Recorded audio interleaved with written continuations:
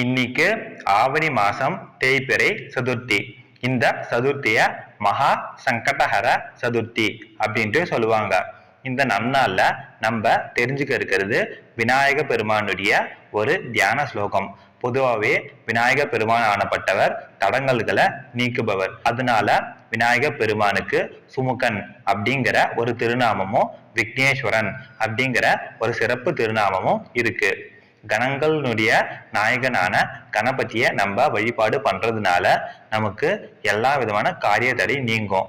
அதுவும் குறிப்பா இந்த தியான ஸ்லோகத்தை நம்ம சொல்லிட்டு வழிபாடு பண்றதுனால நமக்கு இருக்கிற எல்லா விதமான தடங்கல்களும் தோஷங்களும் நீங்கும்.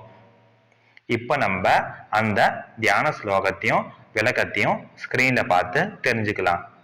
ஸ்லோகம்: சுக்லாம் பரதரம் விஷ்ணும் சசிவரணம் சதுர்புஜம் பிரசன்னவதனம் தியாயேத் சர்வ விக்னோபசாந்தயே. இந்த ஸ்லோகத்தை பெரும்பாலான மக்கள் கேட்டிருக்கலாம். இப்போ நம்ம இந்த ஸ்லோகத்தினுடைய விளக்கத்தை